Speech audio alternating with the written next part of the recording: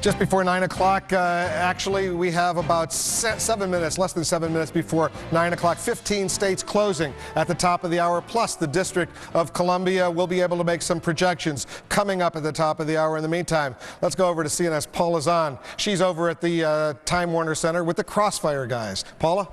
Thanks, Wolf. We've been talking an awful lot here about the importance of winning, we think, 2 of 3 states, Pennsylvania, Ohio, Florida, to become president. Hundreds of ways I guess you could cobble together otherwise, but I guess I have been struck by what we just heard a Bush campaign operative, Ken Mellman, said when he came out and predicted that the Bush campaign would take Ohio, which is contrary to what you're learning from your contacts in the field. Well, how does it look in Ohio from those folks' I think it's an uphill climb in Ohio. It hasn't been lost yet. But I think the Republicans have got to count on possibly losing Ohio. If they do, of course, they have to win Florida. I think they're looking pretty good in Florida. And then 2 states that are not on many people's radar screen, Wisconsin and Iowa, become crucial. And they're going to be very, very close. And we're going to be worrying, perhaps, on who's the next president of the United States, on who wins Wisconsin and Iowa. Usually we think of those as primary, Democratic primary states. Let's come back to the issue of what it's like at this stage of the night when you're running a campaign and you got to face the public. You've got your own internal exit polling go. How many times did you lie when you were working for the Clinton campaign about a state that you know that's not going to go for you? Now, we don't know that about Ohio yet. But you have to spin. And my heart went out to Ken Mellman, who's a decent guy and an able operative, because every state that they asked him about, he said, well, we have a good organization there, and we've got fine people that, first off, because they do have good people working for them, but more importantly, all across the country, there are other Republicans still running where the polls are still open who are going to worry if the Bush campaign manager says, gee, you know what, Pennsylvania just doesn't look like it's going our way, and it doesn't. But if he were to say that, you can't commit this in a full candor. I don't think he lied, but that's what spin is trying to sort of marshal your arguments and put them in the light most favorable to your client. And I think Ken did a pretty good job of it. I mean, it's a mixed night for Ken so far, but I think he tried to do his best. We're still trying to get a better understanding of turnout tonight. And I know the thing that's really ticking Tucker off at this point is because of the incredible lines in Pennsylvania. At least in one polling place, they're going to extend the voting hours. And you think that's a disgrace? Well, I mean, no. I think if there's a line Why is out that front, such a big deal? You ought to let people vote. I think people can show up at the polls on time. That's not too much to ask. I think the outrage, however, is in Florida, where apparently the Miami-Dade Board of Electors has called the Republican National Committee or the lawyers and said, look, we may not be able to count the absentee ballots fully until Thursday. That's just third world. I mean, look, for 4 years, the country's been focused on voting in Florida. The election's coming. Right. Kind of important, not simply for procedural reasons, not simply for us, watching to find out who wins, but also for people's confidence in the process itself, that the votes can be counted on time, accurately. And that, I think it shakes people's confidence in the process. And it's bad. Tucker, I called, the only 2 words I need to know about Florida are Nick Baldick, not a guy most people know. He ran Florida for Al Gore. He's running Florida again for John Kerry. He's reprising his greatest hits. And I called him a moment ago, and he says, no, they're going to count the absentee votes tonight, that there is some sense that maybe some people are dragging their feet about releasing them, but they were all counted in 2000. When it was too close to call. But even if there's a question right now on election night itself, right. I think shakes people's confidence, and that's what you don't want to do. You want people to believe when they cast a ballot, it'll be counted. Paul, can I raise one surprise or one mild surprise? Sure. My sources, my Republican sources, tell me they think that Senator Jim Bunning of Kentucky is gone. That he is going to lose. He ran a very bad campaign. He was erratic. Jim Bunning was a Hall of Fame baseball pitcher for the Phillies. 6 months ago, he was one of the safest senators in the country. But I am told that there's great pessimism, and that would give the Democrats one more seat up in trying to get the Senate.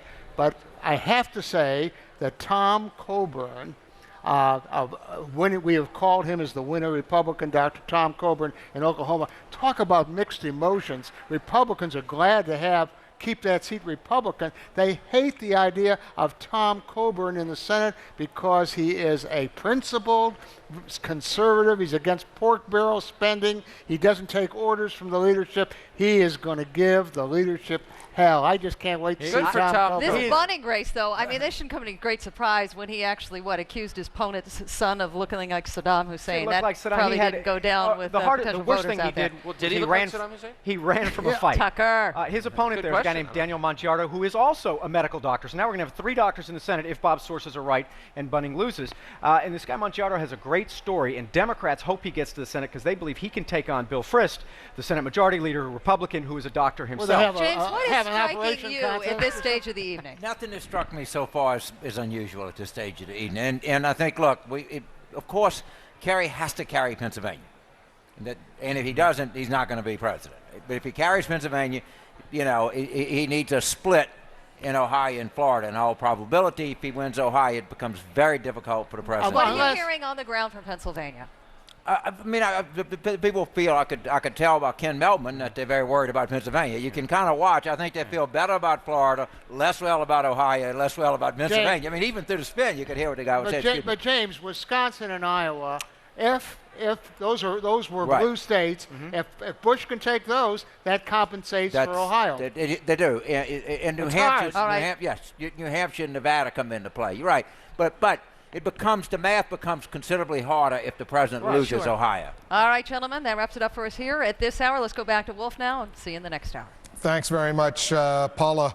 Only a few seconds to go before the top of the hour, 9 o'clock on the East Coast. 15 states closing down at the top of the hour. We'll be able to make several projections coming up in only a few seconds. We're going to be watching very, very carefully to see if we can project any of those key battleground states closing at the top of the hour. We know that we'll be able to project some of the obvious states for Bush or for Kerry. Let's walk over and see what we can project right now, exactly 9 p.m. on the East Coast. CNN can make some projections for the president. He will carry his home state of Texas 34 electoral votes. The president projected to win also in North Dakota, Kansas, South Dakota, Wyoming, the home state of the Vice President of the United States, Dick Cheney, as well as Nebraska. Those states we can project, at least as far as Nebraska, by the way, a split right there.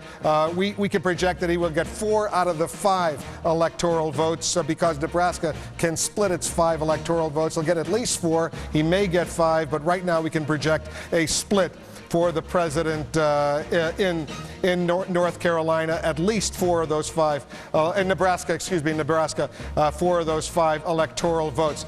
Speaking of splits, by the way, there's been a very interesting amendment, a ballot initiative in Colorado to split the 9 electoral votes according to the population. CNN can now project that Amendment 36 will go down, will fail, that will not be passed. All 9 electoral votes in Colorado will go to the winner of that state. There won't be any opportunity to go 5-4, as some Democrats had thought, because they thought that the Republicans would carry Colorado. Let's take a look at how John Kerry is doing at the top of the hour, 9 o'clock right now. We project 31 electoral votes in New York State. As expected, will go to John Kerry.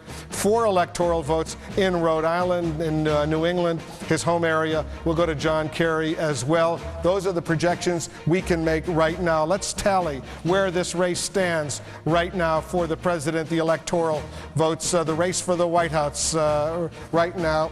We could project that, here it is right here, 155 electoral votes for the president so far, 112 for John Kerry, 270 needed. Jeff, why don't you go over there and show some of those blue states, some of those red states, and there's a purple up in Maine that is similar to the purple in Nebraska. Because we don't know whether or not John Kerry in Maine or George W. Bush, Nebraska, will get all the votes. Once again, Wolf, in all of these calls, no state different from it was in 2000.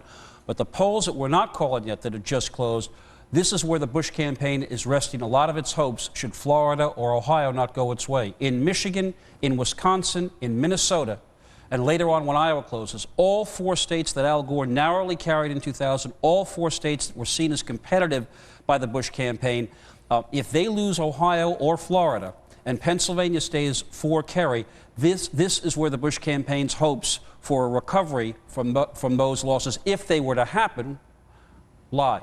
Interestingly, we can't project the winner. In several of those key battleground states, the white states are states that we cannot yet project the winner in because we simply don't have enough information.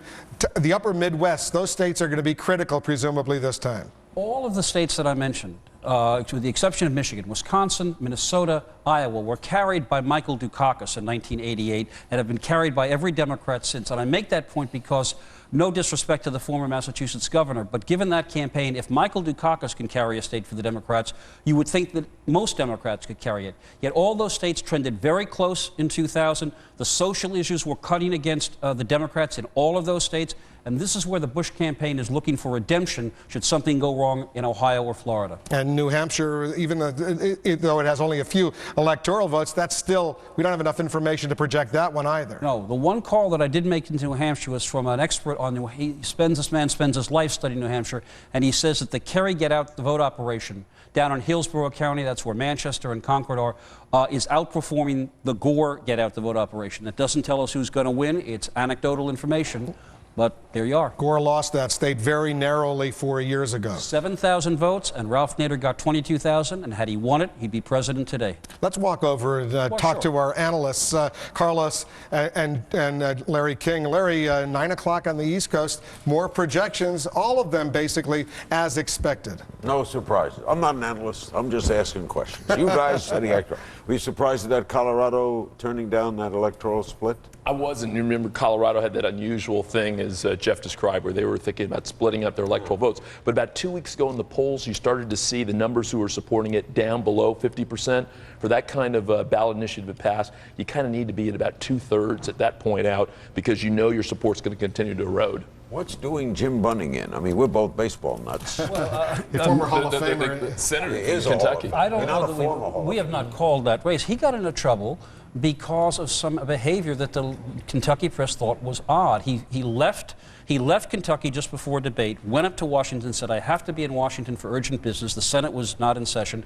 He debated from a closed television studio where it was clear he was using a teleprompter, and some of the press in Kentucky openly questioned whether or not Jim Bunning was having some kind of problem. Now, we don't, the last polls at a pre-election polls were that Bunning was in a tight race. You're right, as a man who pitched a perfect game for the Philadelphia Phillies, you would think he'd be invulnerable. But 6 years ago, when Jim Bunning left the House and won in the Senate, that was one of the two closest Senate races in the whole country. So that was not a slam dunk. All right, anyway. Judy Woodruff over at the CNN Election Analysis Center watching all of these states for us. Judy, Pennsylvania is an important state. You've got some new information. That's right, we do, Wolf. We were saying a moment ago that in Allegheny County, which is the county where Pittsburgh is, the western part of the state, long lines, and there's been a decision made in Allegheny County to keep the polls open an extra hour and a half. I want to quickly bring in our legal analyst, Jeffrey Toobin.